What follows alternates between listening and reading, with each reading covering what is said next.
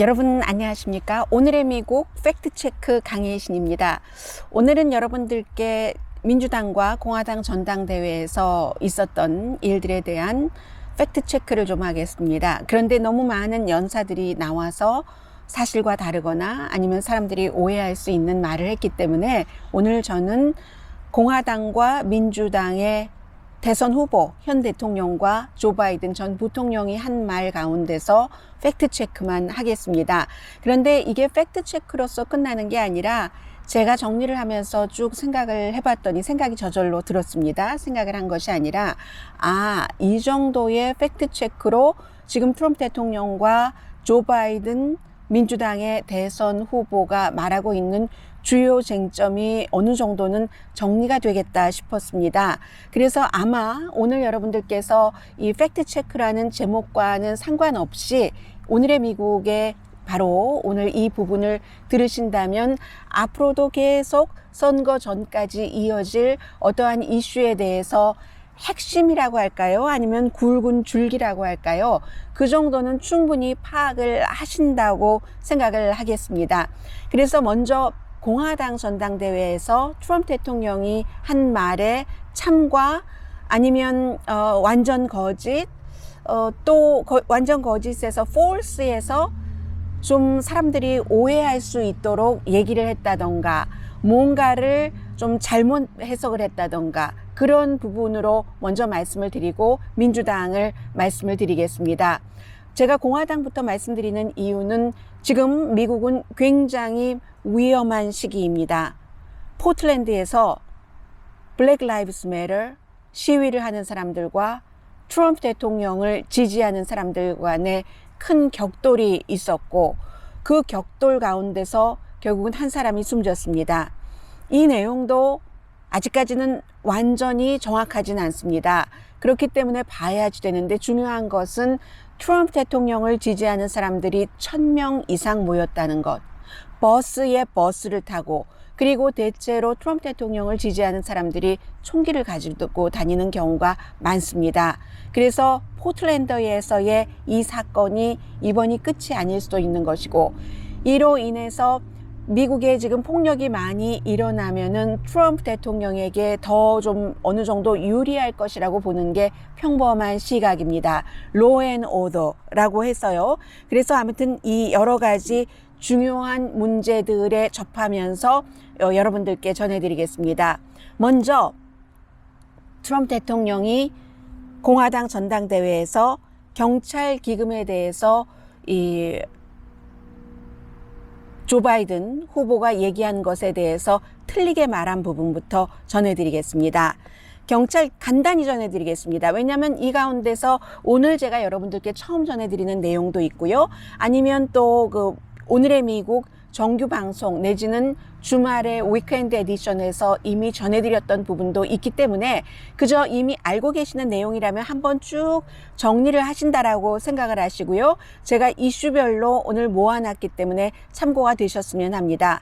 경찰 기금에 대해서 뭐라고 얘기를 했는가? 트럼프 대통령과 많은 공화당의 대통령 지지자들은 경찰 기금을 없애려고 한다, 줄이려고 한다, 이 같은 지적, cutting police funding이라는 얘기를, defunding police department라는 얘기를, defunding police라는 얘기를 참 많이 했습니다. 그런데 이 얘기가 왜 나왔느냐? 조 바이든 후보가 누군가 기자에게 질문을 받았습니다. 소셜 서비스 이 responsibility에 관한 기금을 다른 곳으로 경찰 기금에서 다른 곳으로 돌릴 의향이 있는가라고 얘기를 했을 때 yes, absolutely. 그럴 의향이 있습니다. 라고 얘기를 했습니다. 그런데 여기서 조 바이든이 얘기를 한 것은 지금 로스앤젤레스나 많은 도시에서 이미 시행하고 있는 경찰 기금에서 일부를 빼서 왜 범죄가 일어나는지 범죄가 일어나지 않도록 근원적으로 막을 수 있도록 커뮤니티에 지원을 하는 그런 기금을 얘기를 한 거고요. 바이든 후보는 경찰 순찰 기금은 더 늘려야지 된다고 얘기를 했습니다. 그러니까 여기서 말이 다르죠. 그리고 또 하나 지금 군에서 이미 쓰고 있지 않거나 하는 그러한 장비를 경찰국으로 지난 몇 년 동안 많이 돌렸습니다. 무기가 있으니까 쓰고 싶은 것이고 실제로 쓰고 하기 때문에 국방부에서 각 도시에 경찰국으로 내보내는 무기 같은 것은 이것은 자제해야 된다고 얘기를 했습니다. 경찰이라는 그 업무 자체가 사람들에게 무기를 가해서 상해를 입히는 것이 아니라 순찰을 하고 정찰을 해서 안전하게 그 사회를 지키는 것이기 때문에 이런 게 있기 때문에 이 경찰 기금을 컷한다고 했다. 이건 false입니다. 그리고 또 지금 위험한 미국 내 10군데 도시의 시장은 미국에서 가장 위험한 10군데 도시는 다 10군데 도시는 전부 민주당이 운영을 하고 있다.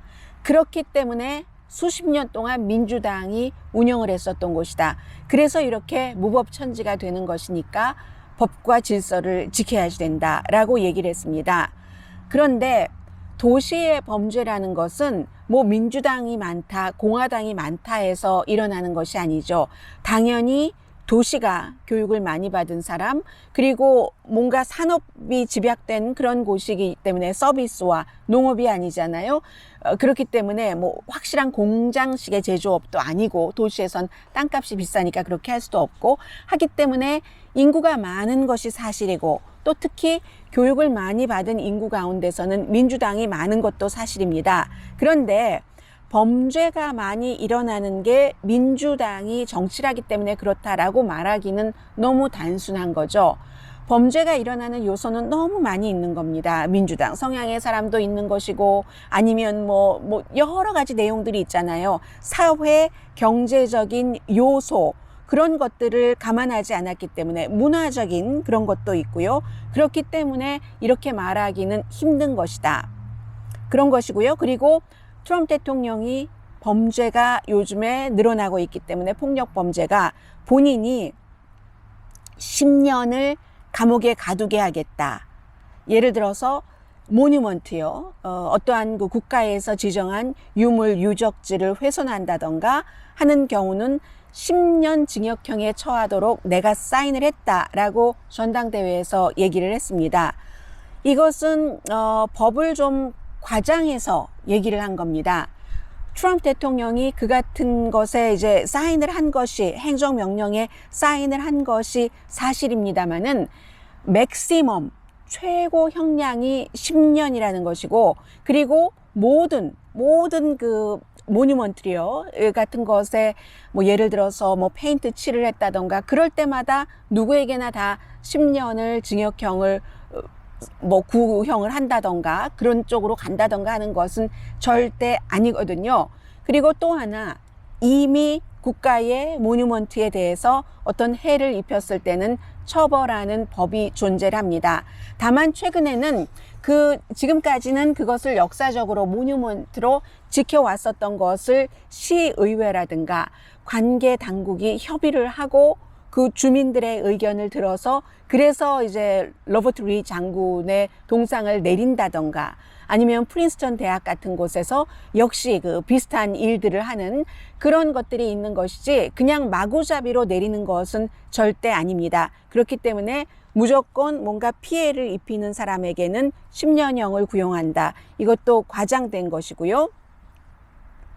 전당대회가 있고 나서 제가 지금 말씀드릴 이 부분을 미국의 가장 많은 그 대통령 역사가라고 할까요? 그런 사람들이 지적을 했습니다. 내가 아브라함 링컨 이후에 최고의 흑인을 위한 대통령이다. 긴 말씀은 드리지 않겠습니다. 이것도 사람들은 그렇지 않다고 봅니다. 내가 누구보다도 정확하게 말해서는요. 아프리칸 아메리칸 커뮤니티의 아브라함 링컨 이후에 since 아브라함 링컨 이후에 공화당 대통령으로서 최고로 많이 뭔가를 해준 사람이다 라고 얘기를 했습니다. 그런데요, 미국에서 심지어는 리처드 닉슨 전 대통령 그 오디오 테이프를 보면은 레이시스트적인 인종차별적인 발언이 있었죠. 그러나 그 같은 그 리처드 닉슨 대통령도 뭔가 그 학교에서의 교육에서의 그 그 학교 분리 같은 것, 이런 것을 못하도록 더욱 강하게 어떠한 것을 본인이 할 수 있는 한 했고요. 그리고 또 그 리처드 닉슨 전 대통령이 어퍼머티브 액션을 직장에서 발효하도록 한 사람, 그런 일을 한 사람입니다. 레이시스트적인 발언을 한 기록이 있는 리처드 닉슨조차도. 그래서 어퍼머티브 액션의 경우는 한국 분들은 무조건 학교에 들어가는 어퍼머티브 액션만 얘기를 하지만, 학교에 들어갈 때 입학사정관이 뭔가를 결정을 할 때 어퍼머티브 액션, 인종도 하나의 사실로 보기는 봅니다만은, 그렇기 때문에 한국 학생들이 공부 많이 잘하는데 아프리칸 아메리칸이나 라티노에게 오히려 피해가 된다라고 얘기를 하지만, 어퍼머티브 액션은 거기서 끝나는 게 아닙니다. 연방 정부와 일할 때, 계약을 할 때, 그리고 큰 직장에서 소수인, 여성도 소수에 속하잖아요. 소수인종, 이런 장애인 같은 사람들을 몇 퍼센트를 고용을 해야지 된다든지, 고용을 하도록 장려를 한다든지, 그렇게 했을 때 인센티브를 준다든지 하는 이 어퍼머티브 액션은 굉장히 포괄적인 겁니다. 그래서 리처드 닉슨도 그런 일을 했고요. 뭐 우리가 다 아는 것처럼 린든 B 존슨은 뭐 말할 것도 없고요. 린든 B 존슨이 그 민권법을 통과시키게 된 것은, 사실은 린든 B 존슨 대통령이 대통령직은 이어받았었지만 상원에서 그 법을 집행하고 마련하는 여러 가지를 해본 경험이 있는 사람이기 때문에, 그래서 린든 B 존슨 대통령이 그렇게 민권법을 통과시킬 수 있었던 일이라는 것 말씀을 드립니다. 해리 트루먼 대통령도 마찬가지예요.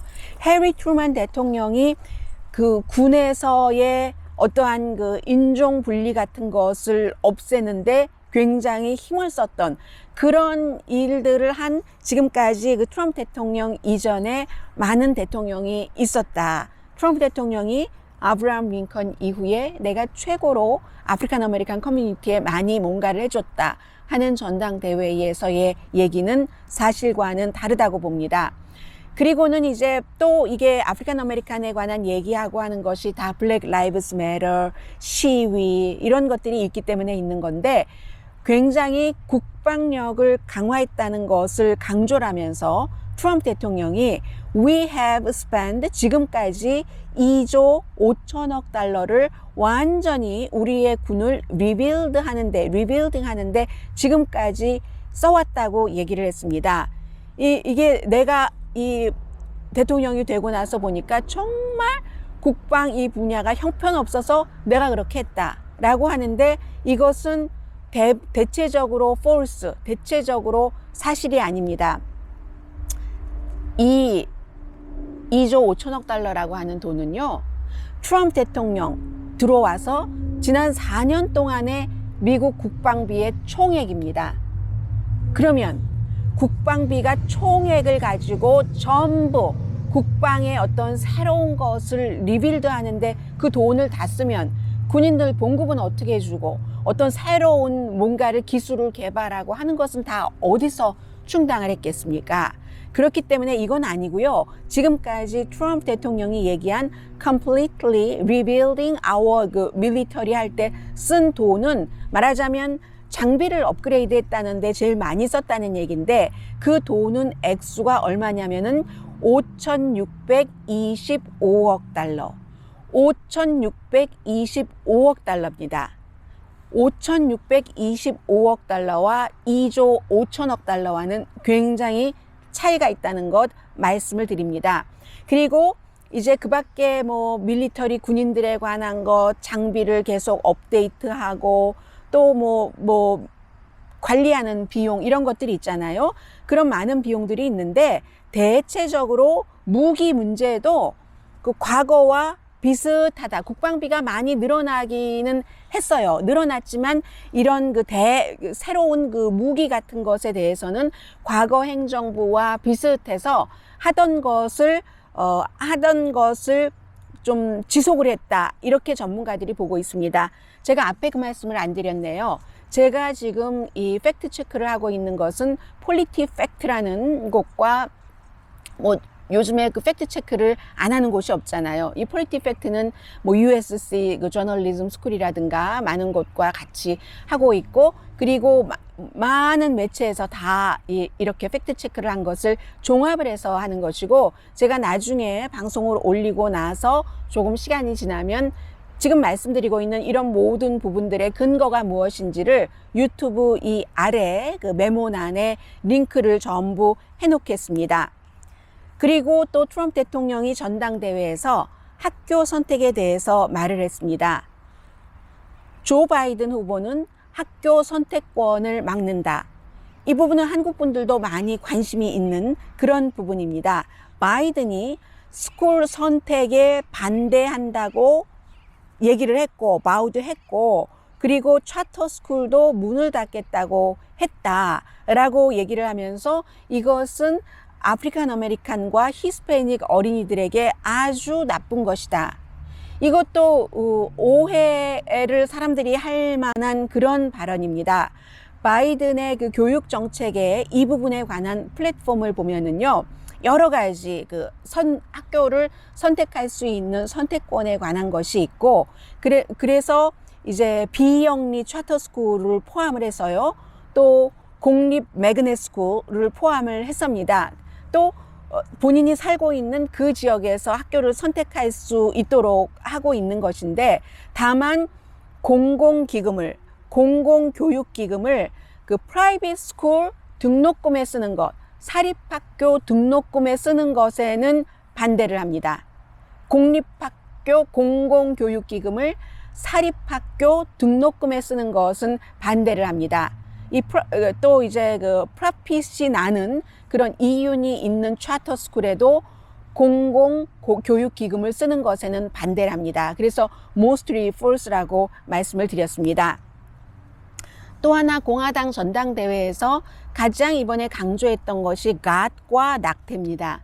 트럼프 대통령이 정말로 종교적으로 신실한 사람이며 낙태에 대해서 어느 대통령보다 반대하는 사람이다. 심지어 수녀님도 나왔고, 또 그 빌리 그레함 목사의 손녀인 그 시시 그레함 프랭클린 목사의 그 딸이요, 또 나와서 얘기를 했는데, 이 낙태에 대해서 이 트럼프 대통령 자신은 조 바이든은 임신 말기 낙태도 지지를 한다. 거기에도 공감을 하고 있다. empathy라는 단어를 쓰면서 거기에 공감을 하고 있다. 임신 말기 낙태를 지지한다고 썼습니다. 이것도 잘못 주장을 한 겁니다. 이 조 바이든의 낙태에 관한 입장은 이렇습니다. 연방 대법원의 판결에 준한다. 그러니까 그 로앤 웨이드에 준한다는 거예요. 70년대 초에 로앤 웨이드가 어떻게 돼 있냐면 20개월에서 24개월 거기까지를 낙태를 할 수 있는 어떤 그 마지막 노선으로 보고요. 그 밖에는 그 이후에는 주 정부에 어느 정도의 권한을 줍니다. 그 이후라는 게 24개월부터 28개월까지. 그리고 이제 대체로 그 임신 말기 같은 경우는 그 산모의 건강이 위험한 그런 경우요. 산모가 정말 숨질 수도 있는 그런 경우에 그 허락을 하지만 주정부에서, 그런데 그런 케이스의 낙태는 1%도 되지 않습니다. 그러니까 트럼프 대통령이 공화당 전당대회에서 조 바이든은 임신 말기의 낙태도 지지한다. 이것은 사실과 다릅니다. 그런 부분이고요. 지금 미국에서 제가 앞서 말씀드린 그 같은 요소의 그 같은 형태의 낙태를 43개 주에서 시행하고 있습니다. 그리고는 미국 남부의 여러 주들에서 정말로 그 가혹한 일들이 있고 해서 낙태에 대해서, 산모에 대해서 해서 연방 대법원에서 쭉 그 판결이 나왔었죠. 그 부분은 오늘은 터치하지 않겠습니다. 해서 이제 제가 앞에 말씀드린 것처럼 민주당의 입장이 곧 그 조 바이든 후보의 입장이다라고 말씀을 드립니다. 낙태에 대해서 민주당의 또 하나의 입장은 이런 거죠. 모든 여성들이 무슨 뭐 교육을 많이 받았거나 돈이 많거나 돈이 없거나 그런 모든 것을 떠나서 어느 지역에 살고 있거나 상관없이 그 가족 계획 같은 이런 것에 그 퀄리티 있는 그런 것에 접속을 할 수 있어야지 되고, 그리고 낙태를 해야지 되는 경우라면 안전하게 낙태를 할 수 있도록 하는 그런 것이 이제 하나 그 낙태에 관해서는 민주당의 입장입니다. 또 이번에 공화당 전당대회에서 굉장히 중요하게 생각했었던 것 가운데 하나가, 조 바이든은 도시와 시골이 있죠. 도시와 시골 사이에 근교가 있는데 그 도시 근교를 없애려고 한다라는 얘기를 굉장히 많은 연설자들과 트럼프 대통령 자신이 했습니다. 완전히 그 도시 근교를 없애버린다고, 철거해버린다고, 철거할 것이다 라고 했습니다. false. 사실이 아닙니다. 이게 어떻게 나온 거냐면, 미국에선 아직도 주택이나 여러 가지에 대해서 차별이 있습니다. 어떤 형태이든 차별이 존재하기 때문에 부동산 하시는 분들은 너무 잘 아실 거예요. 시험 문제에도 많이 나오고 하는 인종의 차별, 무슨 차별, 뭐 남녀의 차별 많잖아요. 그런 차별이 아직도 존재하기 때문에 민주당에서는 주택에 있어서의 차별을 금지하려는, 이 이제 차별하는 것을 더 금지하는 것, 이걸 좀 바꾸고 싶어 합니다. 그렇게 바꾸고 싶어 하는데, 이 바꾸는 것은요, 민주당이 혼자 할 수 있는 일이 아닙니다. 의회에서 결국은 민주당의 이상이 그렇다는 것이 의회에서 허락을 받아야지 되고요. 그리고 이 주택에 있어서의 차별을 금지하려고 노력한다는 데 있어서 도시 인근의 뭐를 없앤다, 조닝을 바꾼다, 이런 얘기가 들어가지도 않습니다. 그런 단어는 들어가지도 않는 조닝 체인지 같은 것. 그리고 또 하나가 있죠. 거기에 이제 도시 중간지대인 인근, 도시 인근을 없애버리고, 근교를 없애버리고, 뭐 저소득층 뭐 주택을 쫙 짓는다던가, 그런 말은 절대 없다는 것이요. 해서 뭐 그런 얘기 전혀 없다는 건 말씀드립니다. 또 충성서약에 대해서 민주당 전당대회에서는 충성서약하는 그 충성서약문에서 갓을 뺐다라고 얘기했는데, 저는 갓이라고 얘기하는 거 어린이들도 얘기를 하고 했는데 들었거든요. 그래서 찾아봤더니 민주당 전당대회에서 텔레비전으로 방영되는데 갓이라는 말을 충성서약에서 뺀 적이 없답니다. 단지 이제 민주당의 그 대의원 그 지역에 여러 뭐 수십 군데 그 지역이 있잖아요. 그 30군데 정도의 지역 가운데서 2군데에서 지역에서 얘기할 때 그 갓을 뺐었던 그런 점이 있다는 겁니다. 그러니까 이제 이 부분도 완전히 맞는 것은 아니고요. 왜냐하면 민주당 전당대회에서 그렇게 했다라고 하니까 전당대회에서는 갓을 넣었고요.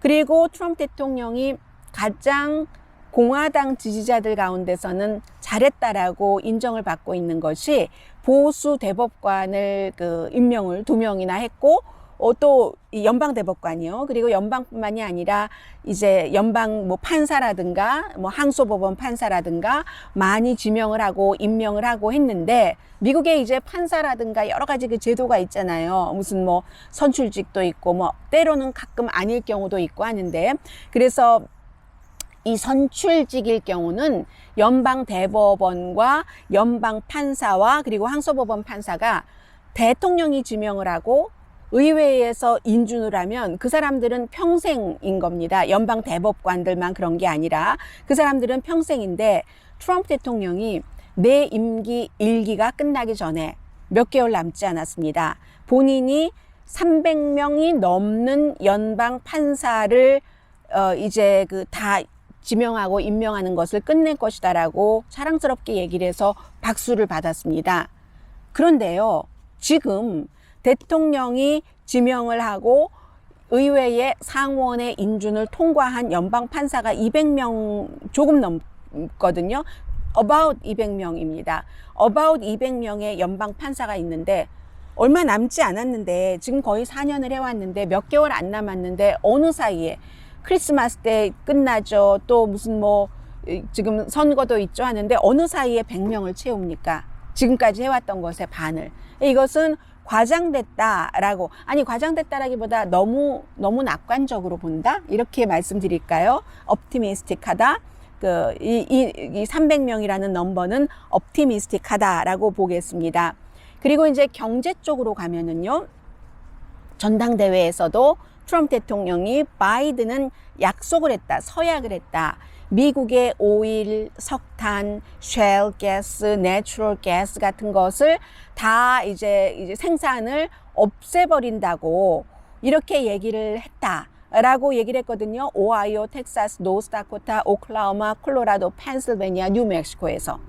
트럼프 대통령이 이렇게 얘기를 했는데 이것은 뭐라고 말씀드려야 되나요? 미스리딩이라고 말씀드리는 게 낫겠네요. 잘못 이해시키는 것. 바이든의 이게 기후변화 계획에 속하는 거죠. 조 바이든 후보의 기후변화에는 점차 오일, 석탄, 내추럴 가스 이런 것들을 생산을 줄여간다고는 있습니다. 그러나 abolish, 다 없애버린다는 단어는 없거든요. 그래서 줄여간다는 것은 그 같은 에너지를 친환경 에너지로 바꾼다는 겁니다. 친환경 에너지로 바꾸면서 어차피 세계 다른 나라도 그쪽으로 가고 있기 때문에 그것을 또 만들면은 다른 나라에 또 팔기도 하고 하잖아요. 그래서 또 돈을 벌고 하는 것인데 친환경 쪽으로 가면서 그쪽에 투자를 많이 교육하는 데 해서 그쪽에서 일자리를 많이 늘릴 것이다. 이런 얘기를 조 바이든 후보가 한 겁니다. 그게 에너지 정책이에요. 그래서 2050년까지는 그 깨끗한 에너지로 해서 오염을 전혀 없앤다 하는 계획을 갖고 있습니다. 그렇기 때문에 이 깨끗한 에너지에 대한 기간 산업 투자를 하면 일자리가 많이 늘어나잖아요. 그런 얘기를 했습니다. 클린잡 에너지, 석탄 쪽의 잡이 아니라 클린잡 에너지를 늘린다 하는 것입니다.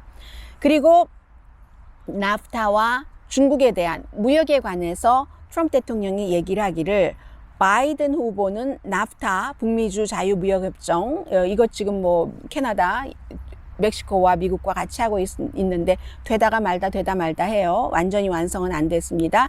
다시 하는 것이요. 나프타 디제스터인데 재난인데 거기에 찬성표를 던졌고 그리고 또 중국이 세계 무역기구에 들어가는 것을 지지를 했다. 그러므로 인해서 미국 경제 역사상 최악의 재난 사태를 만들어서 제조업 일자리 가운데서 4개 가운데 1개를 없애버렸다라고 주장을 했습니다.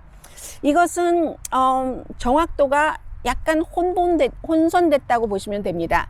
이 내용은 제가 더 분명하게 기억하는 게 이때 미국에서 이런 얘기를 할 때 그 한미 자유무역협정을 자주 껴넣지는 않지만 트럼프 대통령은 한미 자유무역협정도 이 디제스터 이쪽에 넣었습니다. 그게 트럼프 대통령이 70분 동안 후보 수락 연설을 하는 동안에 55분 정도 지나니까 이 얘기를 했었거든요. 그런데 나프타의 북미주 자유무역협정에 조 바이든 후보가 찬성표 던진 것 맞습니다. 1993년도였어요. 그리고 2000년에 중국과 무역 정상화라는 걸 했죠.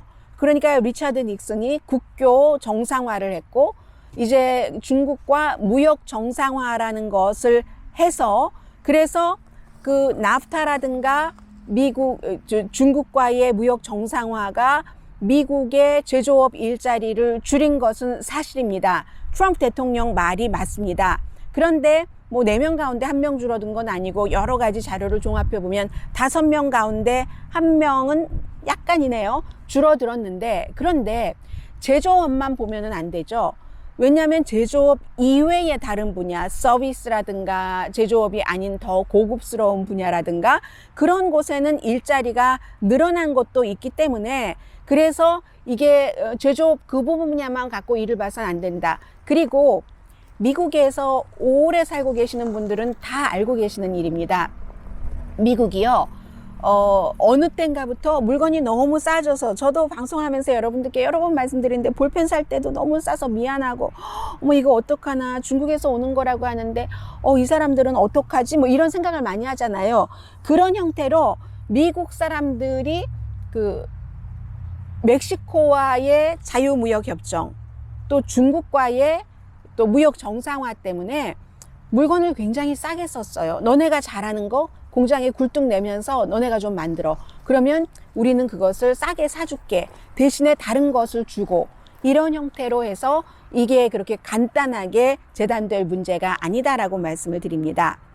그리고 일자리에 대해서 트럼프 대통령이 후보 수락 연설을 하면서 내가 900만 개의 일자리를 지난 3개월 동안 만들어냈다. 새로운 기록이다 해서 또 백악관에 있었던 거의 2,000명 된다는 사람들이 박수를 막 쳤습니다.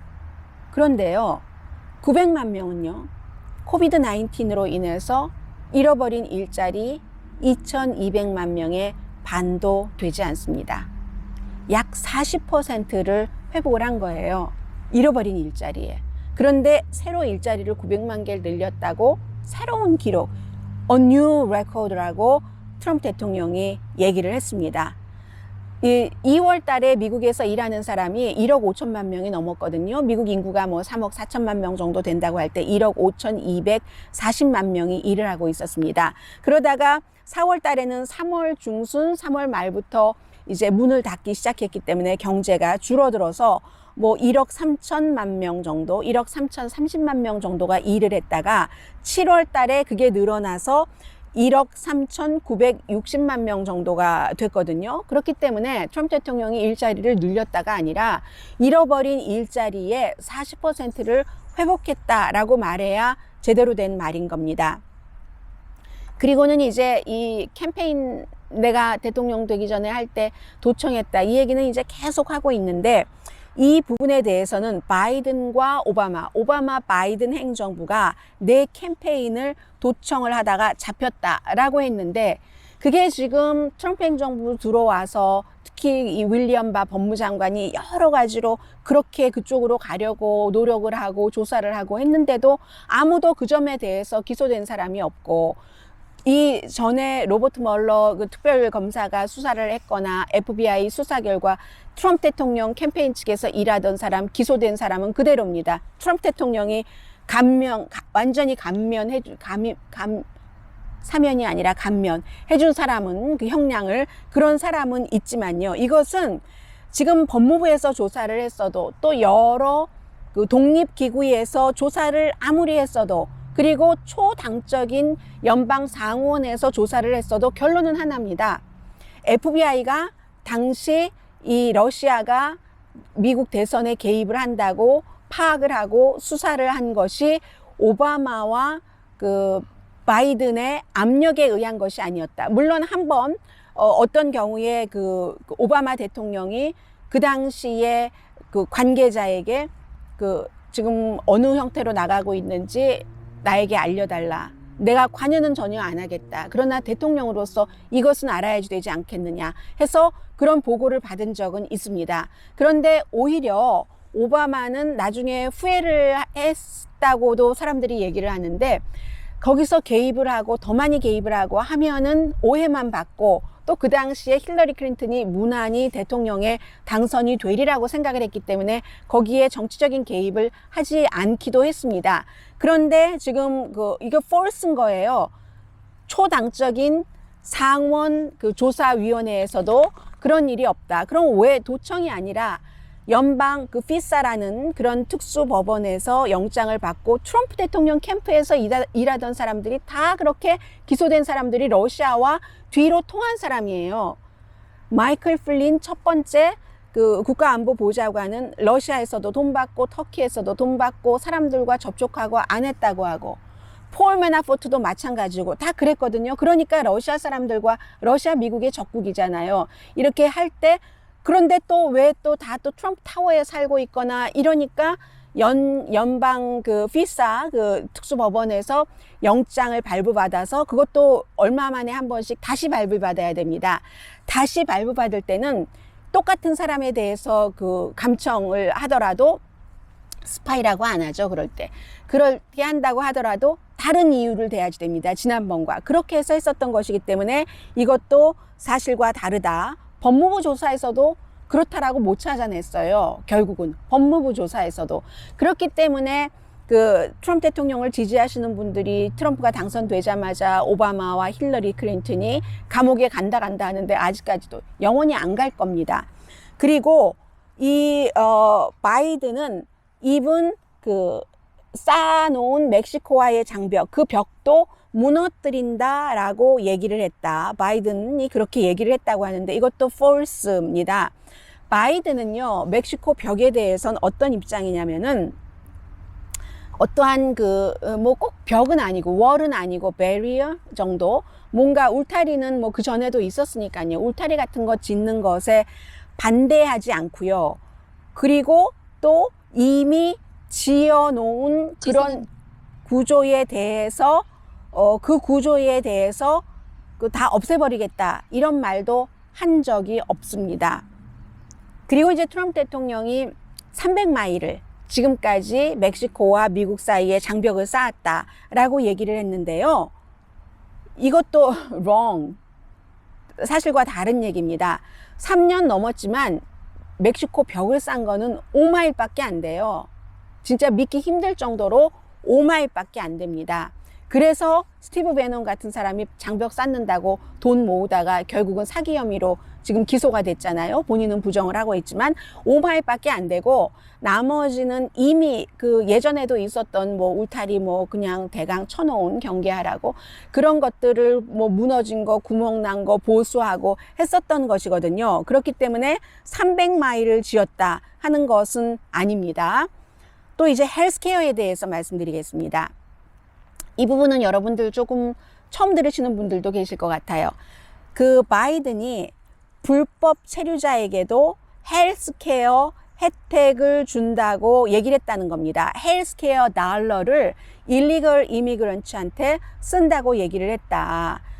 그러면은 불법 이민자들이 미국에 엄청 많이 밀려올 것이다라고 이 공화당 전당대회에서 얘기를 했습니다. 미스리딩입니다. 2019년 그 민주당 후보 토론회 할 때 그런 얘기가 있었습니다. 질문을 했어요. 사회자가 어떻게 질문을 했냐면 모든 후보들에게 손을 들어 보시라고, 만약에 당신이 대통령이 된다면 그 정부에서 undocumented, 그러니까 서류 미비자, 그 불법 체류자에게까지 그 헬스케어를 제공을 해줄 의향이 있느냐라고 물어봤을 때 바이든 후보가 조금 주춤주춤하기도 했지만 아무튼 손을 들었어요. 모든 후보가 다 손을 들었습니다. 그런데 그때 사회자는 이것이 무료다라고 말하지 않았습니다. 이 부분을 많은 분들이 오해를 하고 계시는 거예요. 무료다라고 말한 적이 없고, 바이든의 정책은 이런 이미 이 땅에 살고 있고 영원히 뭐 잡히고 추방되지 않으면 안 나갈 사람도 있기 때문에 그런 사람들도 정부의 커버리지를 받기는 받되 돈은 본인 돈으로. 이 돈이 중요한 거잖아요. 보는 돈인 돈. 그리고 아플 때 민주당이 이렇게 주장을 하고 있는 것 가운데 하나는 뭐 물론 누구라도 아프면 치료해야 된다는 게 예정에 내 미국의 광에서 인심나고 마음도 윤택하고 할 때는 그거는 인간의 도리 아닌가라고 했는데 지금은 이런 얘기들을 많이 하죠. 누군가가 아프면 그렇게 아플 때 치료를 안 하면 나중에는 돈이 더 들잖아요. 그리고 아직까지는 이머전시 룸에 가잖아요. 돈이 더 든다는 겁니다. 그런 얘기도 하고 있어서 그게 정부에서 불법 체류자에게 돈 하나도 안 받고 헬스 커버리지를 준다? 이건 사실과 다르기 때문에 wrong이라고 여러분들께 말씀을 드렸습니다. 그리고요, 그러니까 정부의 보조 없이, 연방 정부의 보조 없이 건강보험을 살 수 있도록 한다 하는 겁니다. 또 트럼프 대통령이 환자 보호에 대해서 얘기를 했습니다. 본인은 아주 강하게 미리 병이 있는 그 pre-existing 그런 그 컨디션이 있는 사람들을 나처럼 보호하는 사람이 어딨냐. 그게 이제 우리 공화당이 너무너무 지지하고 나도 그렇고 한다고 하는 것인데 이건 아니죠. 이거는 지금까지는 미국에서 pre-existing 컨디션을 갖고 있는 당뇨나 암이나 뭐 여러 가지 질병, 심장 이런 질병을 갖고 있는 사람들을 보험회사에서 받지 않도록 그것을 금지시킨 미국의 헬스케어법은 오바마 케어밖에 없습니다. 어포러블 케어 액트밖에 없습니다. 그래서 이번에 전당대회에서 트럼프 대통령의 백악관 대변인이 내가 21살 때 그럴 수 있다는 진단을 받아서 프리-이그지스팅 컨디션이죠. 유방암에 걸릴 확률이 있다고, 어머니도 그랬고 해서 뭐 유방 절제 수술을 하는데 그게 다 이 대통령이 잘한, 공화당이 잘한 프리-이그지스팅 컨디션을까지도 보험에 하라고 해서 내가 이걸 이렇게 얘기를 했잖아요. 어떻게 그런 얘기를 할 수 있는지 이해가 안 간다는 분들이 굉장히 많으십니다. 지금 공화당의 입장은 무엇이냐면 유일하게 pre-existing condition을 건강보험을 주라고 하는 오바마 케어를 없애려고 지금까지 노력을 해왔고, 트럼프 이전부터 지금까지 노력을 해왔고, 지금도 트럼프 대통령은 그 오바마 케어를 없애려고 노력을 합니다. 해서 단기간 공화당에 사는 것을 지지하는데 거기는 pre-existing condition이 커버가 안 돼요. 그런데 이런 얘기를 아무튼 했습니다. 해서 이것도 사실과 다른 거죠. 그리고 처방약에 대해서 말씀드리겠습니다. 이 부분도 제가 오늘의 미국 평소에는 아주 많은 이슈를 다뤄야지 되고 또 늘 새로운 이슈들이 그날 일어나기 때문에 여러분들께 꼼꼼하게 전해드리지 못할 때가 많습니다. 그래서 오늘 기쁩니다. 처방약에 대해서 트럼프 대통령이 지난달에 내가 아주 큰 제약회사 이런 데들과 다 뭐 회의도 하고 뭐도 하고 해서 이제 처방약 값을 내리라는 행정명령에 사인을 했다. 네, 사인했습니다. 그런데 그 내용 자체가 misreading이라고, 오해할 만하다고 말씀을 드리겠습니다. 이게 있잖아요. 7월 24일에 행정명령에 사인을 한 거예요. 처방약 값을 내리는 그런 것에 한 것이긴 한데 그 내용이 어떤 내용인지, 얼마나 내린다는 것인지 일반에게 공개되지가 않았고, 그리고 언제부터 시행될지도 몰라요. 대부분의 전문가들은 이거 시행하려면 몇 년 걸린다라고 얘기를 하고 있거든요. 그래서 시행되는 시점도 모르고 얼만큼 처방약 값이 내려가는 건지도 모르고, 다만 이제 선전은 잘 됐죠. 트럼프 대통령이 처방약 값 내린다. 그래서 여러분들 처방약 값 받아보시면 아시잖아요. 지금 뭐 크게 내려갔다던가 그런 게 아니라는 것을. 그리고 코비드 19에 관한 이 팩트 체크를 좀 하겠습니다. 코비드 19이 미국이 가장 사망률이 낮은 나라다. any major country in the world. 제가 더 설명을 드려야지 됩니까?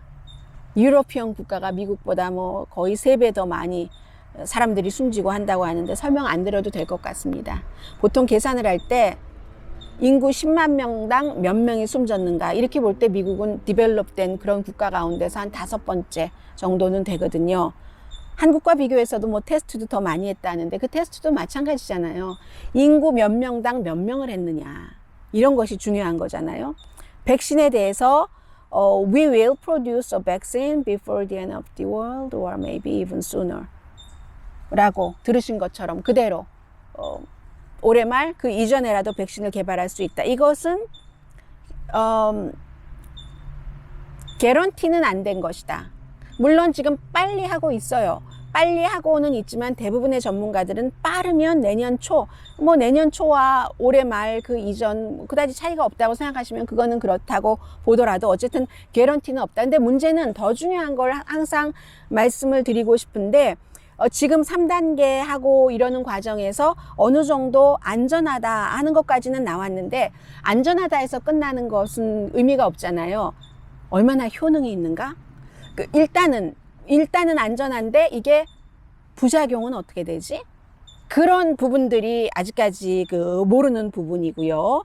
그렇습니다. 그래서 이제 여기까지로 이 트럼프 대통령의 전당대회의 팩트 체크를 끝냈고요. 트럼프 대통령 전당대회의 팩트 체크에서 이미 바이든의 입장이 많이 나왔고, 바이든 후보보다는 트럼프 대통령이 사실과 다른 얘기를 너무 많이 하기 때문에 그걸 비교를 할 수가 없어요. 그래서 제가 말씀을 일단 드리겠습니다.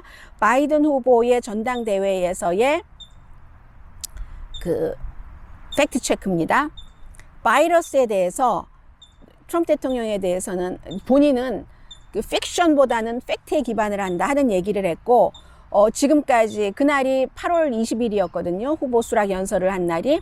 그래서 지금까지 코비드 19으로 미국 사람들이 바이든 후보가 얘기하기를 얼마큼이 숨졌다고 했나요? 500만 명이 숨졌다고 했는데 바이든 후보는 오히려 숫자를 조금씩 낮췄어요. 그 당시에 557만 3,517명이었고 사망한 사람이 17만 명이었다. 이렇게 좀 more than 17만 명이었다. 이런 식으로 얘기를 했거든요. more than. 정확하게는 17만 4,248명이었습니다. 8월 20일에. 그리고는 이제 미국이 가장 worst performance of any nation on earth라고 했는데 이것은 뭐 생각하기에 따라서 가장 worst라고 볼 수도 있고 가장 worst, 가장 후진 것에 가깝다라고 볼 수도 있으니까 특별히 여기에 대해서 틀린 말 한 거는 없는 것 같죠. 실업률에 대해서는 지금 올 들어서 more than 5천만 명이라고 얘기를 했습니다. more than 5천만 명이 실업수당을 청구를 했다. 라고 얘기를 했는데 이것도 뭐 정확합니다. 더 많았어요, 사실은. 뭐 코비드 19으로 직업을 잃은 사람도 있고 이래저래 원래 있었던 사람도 있고 해서 미국에서 이게 more than 5천만 명이 아니라 5,740만 명이 올 들어서 실업수당 청구를 했고요. 그리고 이것도 이제 코비드 19과 연관이 된 거니까 트럼프 대통령은 코비드 19에 대해서 어떠한 플랜이 없다라고 얘기를 했는데 이것은 플랜이 없다라고 보기는 좀 그렇죠. 나름대로 플랜을 잘 못했던지 늦게 했던지는 있었지만 플랜이 있긴 있었잖아요. 어쨌든 뭐 중국 사람, 뭐 한국 사람, 심지어 유럽 사람들 여행 금지하는 이런 조치도 취했고 나중에 또 풀어주기도 했지만 그런 것도 취했고 늦었지만 테스트도 더 많이 하려고도 했고 그리고 또 미국에서 어떤 의료 장비 같은 것을 더 많이 만들려고도 했고 다 늦고 조금 too little, too late이라서 그런데 플랜이 없다라는 바이든의 얘기는 사실에서는 벗어났다라고 말씀드릴 수 있겠습니다. 그리고 바이든 후보는 전당대회에서도 내가 대통령이 되면 마스크 쓰는 것을 의무화하겠다라고 했는데 이것은 법으로 문제가 될 수 있습니다. 왜냐하면 연방대법원까지도 올라갈 수가 있어요. 이게 미국의 수정헌법 10조에 따르면 연방정부가 이러한 형태에서 마스크 쓰기를 모든 주정부에 의무화를 하도록 그렇게 할 수 있지는 않거든요. 주정부 관할이기 때문에 물론 국민의 여론과 맞물려서 연방정부에서 이렇게 하는 게 좋겠다 하고 가이드라인 같은 것을 주면은 자연스럽게 그렇게 주정부에서 할 수도 있겠죠. 그러나 그것을 완전히 강제할 수는 없도록 돼 있거든요. 법적인 문제가 있기 때문에 이것도 무조건 그 주정부에서 어느 정도 동의하지 않는데 강제화하면은 소송에 들어갈 수 있습니다. 그리고 이것을 미국 사람들 표현의 자유다. 아니 내가 원하는 대로 하지 왜 나에게 뭐 이렇게 마스크를 쓰라고 해 하는 사람들이 있으니까는요. 그리고 헬스케어에 대해서 말씀을 드리겠습니다. 헬스케어에 대해서는 올해에 1,000만 명 이상이 건강보험을 잃어버린다 라고 조 바이든 후보가 후보 수락 연설에서 얘기를 했는데요. 1,000만 명 더 된다고 하거든요. 카이저 패밀리 재단이 계산할 때는 2,700만 명으로 계산을 합니다. 그리고 지금 코비드 19 치료는 뭐 다 된다라고 다 해준다라고 얘기를 했는데 그게 또 다 안 되고 있는 것 같더군요. 먼저 뭐 질병이 있었다던가 이런 사람들 안 해주고 한다는 얘기 지금 나오고 있습니다. 그리고 경제에 대해서는 바이든 후보가 스몰 비즈니스의 6군데 가운데 1군데가 올해 문을 닫았다. 기본적으로는 맞지만 정확하진 않아요. 전체적으로는 미국에서 지금 US 상무국에서 얘기하기를 스몰 비즈니스의 13%가 7월을 기준으로 문을 닫았거든요. 그런데 완전히 문을 닫은 스몰 비즈니스는 1%밖에 안 됩니다. 그러면 12%는 아직까지는 temporary, 임시적으로 문을 닫았다는 것이고 그러면 지금 바이든 후보가 6군데 가운데 1군데가 비즈니스가 올해 문을 닫았다 하는 건 아니죠. 8군데 가운데 1군데 정도 됩니다. 그러나 이것도 많은 전문가들은 결국은 영구히 뭐 식당 이런 곳은 40% 정도는 문을 닫지 않겠는가. 식당을 포함한 여러 분야의 스몰 비즈니스가 그렇게 보고 있습니다. 그리고 세금 감면에 대해서 말씀을 드리겠는데, 세금도 그 바이든이 무조건 올린다라고 얘기를 했는데, 이제 바이든은 트럼프 대통령이 세금을 감면을 해서 탑 1% 버는 그 안에 있는 사람들이 그 1조 3천억 달러를 혜택을 받았다라고 얘기를 했습니다. 가장 그 부자인 1%가 그리고 뭐 기업에 그 이득이 많이 되고 그런다. 그리고 어떤 기업은 세금 전혀 안 낸다라고 얘기를 했는데 대체적으로 맞기는 해요. 약간 부정확한 부분도 있습니다. 전체적으로는요, 이 세금 감면, 그 트럼프 대통령이 한 것의 반은 half는 그 많이 버는 사람 10% 정도 탑 10% 납세자이거든요. 적어도 1년에 20만 달러 이상을 버는 사람들입니다. 이게 Urban Institute, Brookings Institution, 그 Tax Policy 그 분야에서 지금 내놓은 것입니다. 65%의 미국 가정은 연방 그 세금을 이 새로운 그 세금 코드에 의해서 덜 냅니다. 65%는. 그런데 이게 이제 돈을 많이 버는 사람들이 더 덜 낸다. 여기에 이제 문제가 그 있다는 것이고요. 문제라는 단어는 적절하진 않네요. 이쪽에서 보면 문제지만 저쪽에서 보면 좋을 수도 있는 일이기 때문에. 그리고 기업에 대한 건 맞죠? 35%에서 기업 그 세금을 21%로 내렸으니까 바이든 후보가 적어도 28%까지는 올릴 것이다 라고 얘기를 하고 있고요. 그래서 91군데의 큰 기업들이 2018년도에 세금 안 냈습니다. 이렇게 저렇게 세금 코드를 활용을 하면 세금을 안 내도 되게 그렇게 돼 있었어요. 그래서 이제 세금을 안 냈고 아마존도 안 낸 적이 있습니다. 이런 것을 바이든 후보는 없애겠다는 것이고, 그리고 바이든 후보는 연소득이 40만 달러 미만인 그런 가정에는 세금 올리지 않는다. 뭐 스몰 비즈니스 업주도 포함을 해서 그런 얘기, 세금 보험에 대해서는 그렇게 말을 했습니다. 소셜 시큐리티에 대해서 바이든 후보가 전당대회에서 한 얘기를 전해드리겠습니다. 바이든 후보는 소셜 시큐리티는 아주 신성한 것이다 라고 얘기를 했습니다. 그건 건드리면 안 된다. 이거는 정말 신성한 것이다. 그런데 현 대통령은 이것을 없애버린다고 한다. 세금 없앤다고 본인이 재선되면 했잖아요. 그렇게 되는 경우는 그럼 나중에 이 소셜 시큐리티 기금을 어떻게 마련을 하느냐고요. 그 부분에 대해서 얘기를 했습니다. 소셜 시큐리티가 제가 페이롤 체크를 받는데 6.2%를 내고, 그러면 회사도 똑같이 6.2%를 냅니다. 그래서 이 새로운 수입이 없이 소셜 시큐리티 세금을 안 받는다고 하는 것은 미국의 굉장한 소셜 시큐리티 기금이 어떻게 되는가, 이 부분을 바이든 후보가 얘기를 했어요. 얘기를 하긴 했지만 이것은 조금 더 설명이 필요한 것 같습니다. 왜냐하면 트럼프 대통령도 그렇게 하겠다고 어떤 선언을 한 것도 아니고요. 뭐 내가 재선이 되면은 원래 얘기하기는 9월부터 12월까지 지금 경기 부양책이 제대로 되고 있지 않으니까 일단 소셜 시큐리티부터라도 안 받고, 그리고 내가 대통령이 되면은 안 받겠어. 나중에 사실은 그런 것은 소급을 해서 받아야지 되거든요. 대통령이 받고 안 받고 할 수 있는 능력이 있는 게 아닙니다. 근데 대통령이 안 받는다고 했는데, 그게 이 대통령은 이게 어떠한 서명이 된 것도 아니고 말도 바꿀 수도 있으니까 이 부분은 양측에서 다 조금 애매한 부분이 있는 부분 정도다라고 말씀을 드리고요. 그리고 샤롯 제가 잘못 말씀드렸네요. 또 샤롯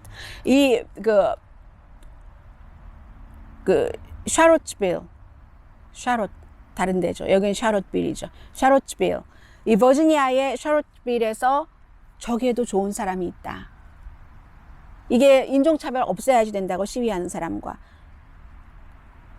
백인 우월주의자들, 신나치주의자들, 이런 사람, 저기에도 좋은 사람이 있다라고 얘기한 것을 굉장히 강조를 했어요. 이 조 바이든 후보가 자신의 전당대회 후보 수락 연설에서. 그런데 이것을 제가 시간이 지나면서 자세히 들어보니까 트럼프 대통령이 그렇게 말을 했고, 그리고 그 말을 하면서도 네오나치라든가 신나치주의라든가 백인 우월주의자는 그거는 나쁜 거야 라고도 얘기한 적도 있습니다. 트럼프 대통령이 그렇게 말한 적도 있어요. 그러나 많은 사람들은 대체적으로 저 사람들 가운데서도 좋은 사람이 있어, fine people이 있어, 양측에 다 이렇게 생각을 하는데, 트럼프 대통령도 그런 말, 백인 우월주의를 꼬집는 거, 컨뎀한 그런 때도 있었다라고 말씀을 드리겠습니다. 그리고 네, 그런 정도로 정리를 해보겠습니다. 그리고 내일 이제 제가 오늘의 미국 정규 방송 시간에 여러분들께 아주 비극적인 이런 포틀랜드 내용도 전해드려야지 될 것 같고, 앞으로 이제 선거가 얼마 남지 않았기 때문에 굉장히 중요할 것 같아요. 최근에 폭력적인 시위가 늘어나면서 약간의 뭐라고 할까요? 지지율 변동 같은 것도 있거든요. 오늘 일단 여기서 공화당과 민주당 전당대회에서 트럼프 대통령, 조 바이든 민주당 대통령 후보가 한 말 가운데서 팩트 체크를 했습니다. 강희신이었습니다.